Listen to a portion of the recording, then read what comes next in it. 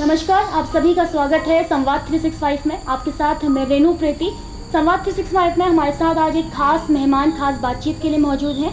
कविता पवार सेठ, आपका बहुत बहुत स्वागत है। आपको बता दूं, कविता पवार सेठ वैसे तो उत्तराखंड की ही रहने वाली हैं, हरिद्वार जिले से वो निवासी हैं, लेकिन हाल फिलहाल में पिछले 10 वर्षों से वो लंदन में लेक्चरर के पद पर अपनी सेवाएं दे रही हैं और अभी मिसेस उत्तराखंड 2021 को भी उन्होंने विन किया है। तो बहुत बहुत बधाई आपको और स्वागत है संवाद 365 में आपका। Thank you ma'am. Kavita ji, पहला सवाल मेरा आपसे, क्योंकि उत्तराखंड से हरिद्वार जिले की आप निवासी हैं, बचपन आपका यहाँ बीता और अब लंदन में आप रह रहे हो, ये सफ़र कैसे तय किया आपने? First of all thank you very much, आपने मुझे इस मंच पे आमंत्रित किया है। ये सफ़र बड़ा ही इंटरेस्टिंग था और बहुत सारे चैलेंजेस थे, बहुत सारी हार थी, लेकिन बहुत सारी जीत थी। बट इस सफ़र में मेरे सबसे जो अच्छे फ्रेंड रहे वो मेरे फादर रहे, क्योंकि मैंने MBA 2004 में किया था HNB गढ़वाल से। उसके बाद आई जस्ट थॉट कि चलो बाहर जाके एजुकेशन ली जाए। तो उस वक्त ऑफ कोर्स फाइनेंशियल सिचुएशन थी, लेकिन इतनी भी नहीं थी कि एकदम से ऐसा ड्रीम देखा जाए। तो मेरे पापा ने ये कमिट किया कि I will send you London and I will take care of your finance and fees. तो उनका ये कमिटमेंट बहुत इंपॉर्टेंट था। उसके बाद मैंने एडमिशन लिया। Admission was not easy because English was one of the main hurdle. Then I crack this IELTS and everything. After that I got admission in Manchester University, जो टॉप 50s के list में थी उस वक्त, अभी भी बहुत अच्छी यूनिवर्सिटी है। Then I completed my PhD from there. And after that I struggled a lot in finding good jobs, research journals and everything. तो वो काफ़ी ज़्यादा स्ट्रगलफुल टाइम था, but finally I got the job in one of the university. So right now I am working as a senior lecturer at University of Berks and Brunel University London. So I'm working in both of the universities and I'm quite enjoying because बहुत सारे students हैं, international students आते हैं और उनके साथ different experiences हैं, and there are lots of students जो कि मेरी ही जैसी background से आ रहे हैं, उनको वापस ग्रूम करना, उनका करियर पाथ सेट करना, तो इट्स रियली वेरी इंटरेस्टिंग। बिल्कुल, जैसे कि आपने परिचय अपना दिया, तो परिचय से मैं समझ सकती हूँ कि आप पढ़ाई के क्षेत्र में काफ़ी अव्वल रही हैं, इंटेलिजेंट आप रही हैं। यही वजह है कि लंदन में एक अदर कंट्री में जाके आप वहाँ पे अपनी जॉब्स कर रही हैं, सेवाएं दे रही हैं। लेकिन अभी आपने मिसेस उत्तराखंड भी विन किया है। ये अलग क्षेत्र आता है, अगर हम बात करें तो इस क्षेत्र में कैसे रुझान हुआ आने का? इस क्षेत्र में आई थिंक मेरे हस्बैंड का रोल काफ़ी इम्पॉर्टेंट रहा है, क्योंकि वो फ़न में ही बोलते हैं, लेकिन he always says in a humorous way that your job is just sit and look pretty. So you know this prettiness always inspire me and उनको कभी भी कोई ऑब्जेक्शन नहीं रहा। हमेशा से उन्होंने मेरा, जब से हमारी शादी को 11 ईयर्स हो गए हैं, तो he is always behind me. और जो भी मेरे को कभी कोई भी कंपटीशन, सिंगिंग कंपटीशन, जैसे लास्ट ईयर मैंने खुद गिटार सीखा, सो ही कम्प्लीटली सपोर्टेड मी। तो जो भी मैं एक जो गर्ल करना चाहती है, इंडिपेंडेंट गर्ल, तो उन्होंने मुझे कभी ऐसे वाइफ या मैरिड लाइफ के बंधन में नहीं माना। ही always gave me my independence and मेरी पहचान को उन्होंने हमेशा ही हेल्प की है। तो I think one of the main credit goes to him, क्योंकि उन्होंने मुझे बहुत इंस्पायर किया। और मॉडलिंग वगैरह में मेरा बचपन से भी थोड़ा रुझान था, लेकिन उन्होंने कभी ऐसा नहीं बोला कि no you can't do it now because we are married, 10 years हो गए हैं, ये क्या है। He was always with me just like a friend. So एक मेरा था childhood and my husband both.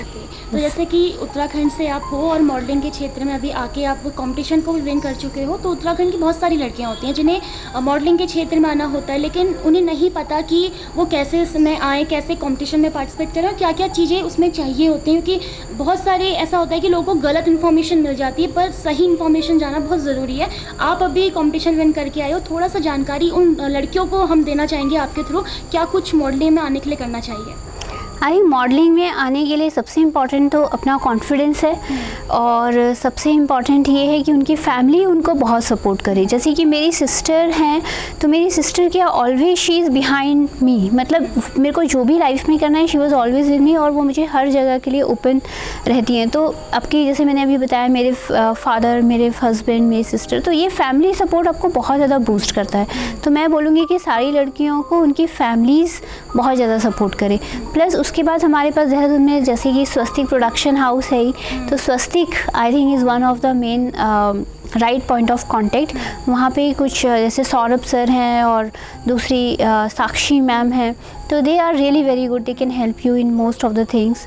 Apart for this yes, confidence and faith रखिए, सो थिंग्स विल हैपन। जैसे लंदन में आप थी, लंदन में भी कई बार मॉडलिंग के कॉम्पिटिशन्स होते रहते होंगे, वहाँ पे भी आप पार्टिसिपेट कर सकती थी, तो उत्तराखंड में ही आप आके पार्टिसिपेट करके जीत रही हैं। ये मैं आपसे जानना चाहूँगी कि लंदन में भी आप कर सकती थी, ये वहाँ पे क्यों नहीं? नहीं, लंदन में मैंने last year folk dance competition किया था, मैं वहाँ पे विनर रही थी। और उसके बाद मुझे लगा कि उत्तराखंड में अपनी जर्नी को, because I come from a very common family, my family is not any political और any big business background. My father was an employ, a manager in BHEL Haridwar, so I come from a very regular family, even my in laws are very down to earth simple people. उसके बाद क्या कि हम लोगों की जो journey होती है ना, वहाँ पे अननोटिस रह जाते हैं। तो that's why I really wanted to show in Uttarakhand कि हम लोगों की लाइफ भी काफ़ी अच्छी हो सकती है, एक फैमिली सपोर्ट और एक कॉन्फिडेंस हो, और आप लोग सब साथ में हो तो हम लोग मिलके अपनी ड्रीम्स अचीव कर सकते हैं। तो ये तो मॉडलिंग की बात हमने आपसे की। अभी आप लंदन में रह रही हैं पिछले लगभग 10 वर्षों से, तो उत्तराखंड में भी आपने अपना बचपन बिताया। यहाँ की लाइफस्टाइल में और लंदन की लाइफस्टाइल में क्या कुछ डिफरेंसेस आप देखते हो?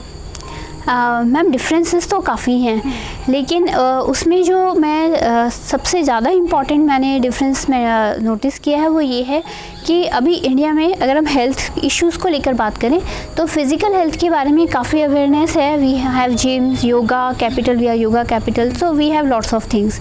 लेकिन जब मेंटल और इमोशनल वेलबींग की बात आती है तो हम लोग थोड़ा सा पीछे हैं, और मेंटल वेलबींग को भी हमें काफ़ी अवेयरनेस और काउंसलिंग या फिर घर में ही एक उस चीज़ के लिए भी सपोर्ट होना चाहिए। इसी तरह से emotional, because we have lots of emotions, sometimes we feel like very sad, तो फर्स्ट ऑफ ऑल उन इमोशंस को एक्सेप्ट करना आना चाहिए। We should proud whatever emotions we are having, and then we should face those emotions. तो ये जो एक इम्पॉर्टेंट कंट्रीब्यूशन है, ये मैंने वहाँ पे देखा है। स्कूल्स में हम लोग वहाँ पे इमोशनल और मेंटल वेलबींग सपोर्ट करते हैं, यहाँ पे हमारे स्कूल्स में अभी ये बात नहीं है। तो ये एक बहुत इंपॉर्टेंट बात है जिसके बारे में मैं आगे फ्यूचर में अपनी अगर कोई एकेडमी खोलूँगी तो I will highlight these two important aspects. Academy कहाँ खोलेंगे, लंदन में या इधर उत्तराखंड में? उत्तराखंड में खोलेंगे मैम। हाँ, यहाँ से सब कुछ सीखा है तो यहीं पे वापस कुछ कंट्रीब्यूट करेंगे। जैसे लड़कियों की आपने बात करी, अगर हम उत्तराखंड की बात करें, हम पूरे देश की बात कर लेते हैं। हालांकि हर राज्य में कल्चर अलग है, तो लड़कियों को उस हिसाब से ढाला जाता है, अलग अलग चीज़ें वहाँ पे सिखाई जाती हैं। अगर हम बात करें, जैसे आपने कहा ना, फिज़िकली मेंटली वो सपोर्ट यहाँ पे उतना नहीं मिलता जो लंदन में आपने देखा है, तो कैसे लड़कियों को आप एडवाइस देना चाहोगे, यहाँ के पेरेंट्स को एडवाइस देना चाहोगे कि वो चीज़ें यहाँ पे डेवलप की जा सकें? I think first of all advice I will say कि जो भी फॉर एग्ज़ाम्पल अगर हमें स्कूल गए फॉर एग्ज़ाम्पल बच्चे और उनको बुली किया कुछ लोगों ने, तो सबसे पहले तो बच्चों को आके ऑफ कोर्स घर में इस बात के बारे में कम्युनिकेट करना चाहिए। अपने अंदर गुस्सा नहीं करना चाहिए। कई बार बच्चे बहुत ज़्यादा रिसेंटफुल हो जाते हैं और लड़ाई वगैरह करते हैं, तो बच्चों को ये एक प्रॉपर वे पता होना चाहिए किसी ऑर्गेनाइजेशन से या स्कूल से कि अगर वो ऐसा फील कर रहे हैं तो उनको कैसे कम्युनिकेट करना है और किससे कम्युनिकेट करना है। फिर अगर वो पेरेंट्स को बताते हैं कि ये हमारे साथ आज गलत हुआ है स्कूल में, तो उसको फिर उनके पेरेंट्स किस वे में डायरेक्टली कम्युनिकेट करें। और अगर वो बच्चे को फील सैड हो रहा है या फिर उसको एंगर आ रहा है तो एंगर मैनेजमेंट के लिए क्या करना है, सॉरोनेस को दूर करने के लिए काउंसलिंग के लिए क्या स्टेप्स हो सकते हैं, क्या पॉजिटिविटी ला सकते हैं, इन सब के ऊपर भी क्वालिटी ऑफ टाइम स्पेंड करना चाहिए।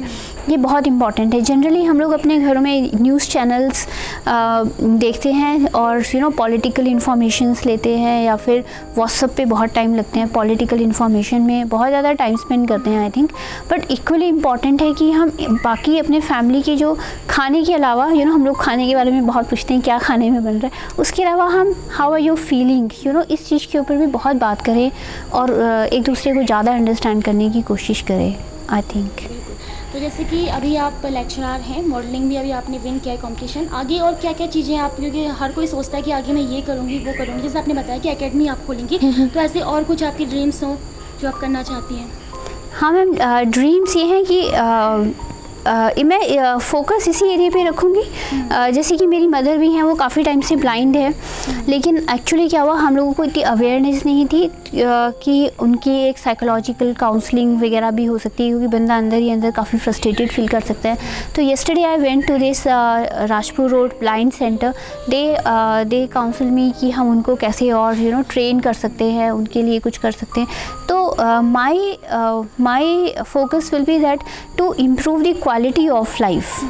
So it might be physical, it might be mental and emotional. So physical पे already बहुत काम हो रहा है. So irrespective of age group, I want to focus on emotional and mental health of different kind of people. So that is my vision and I will try to achieve that. तो कविता जी, जैसे कि आप अभी हाल फिलहाल London से यहाँ पे घूमने के लिए आए थे और अभी आपने देहरादून के राजपुर रोड में अपना घर ले रखा है, मैं आपसे आखिरी सवाल लूँगी और आपसे जानना चाहूँगी कि उत्तराखंड की वादियाँ वाकई बहुत खूबसूरत है, क्योंकि आपका बचपन यहाँ पे बीता है, तो क्या कुछ आप आखिरी संदेश देना चाहोगे उत्तराखंड वासियों को, क्या कुछ कहोगे? हाँ मैम, आई लव उत्तराखंड, बहुत ही प्यारी, मैंने काफ़ी दुनिया घूमी है इन 10 सालों में, लेकिन one of the best state जो मेरे को लगा है वो उत्तराखंड है। इवन जब हम लोग स्विट्ज़रलैंड भी गए थे तो भी मैंने ये बोला था हैरी अपने हस्बैंड को कि Uttarakhand still is the best. लेकिन यहाँ पे छोटी सी मुझे प्रॉब्लम नज़र आई कि यहाँ पे जो है हम लोग वेस्ट या अपने घर का कूड़ा कई लोग खाले में डाल रहे हैं और उसे प्लास्टिक वेस्ट भी बहुत ज़्यादा लोग थोड़ा सा सफाई का ध्यान नहीं रख रहे हैं। तो आई विल रियली रिकमेंड कि अगर हमारी नगर निगम या हमारी सरकार कुछ इस बारे में कर सके कि हम इसको क्लीन बहुत ज़्यादा रख सके, और वो बिन्स जैसे यूके में हम लोग क्या करते हैं, हमारे जो काउंसिल है वो 3 तरह की बिन हर घर में प्रोवाइड करती है, जिसमें गीला कूड़ा, रिसाइकिल कूड़ा और एक और कूड़ा फॉरेस्ट ये प्लांटेशन कूड़ा अलग जाएगा।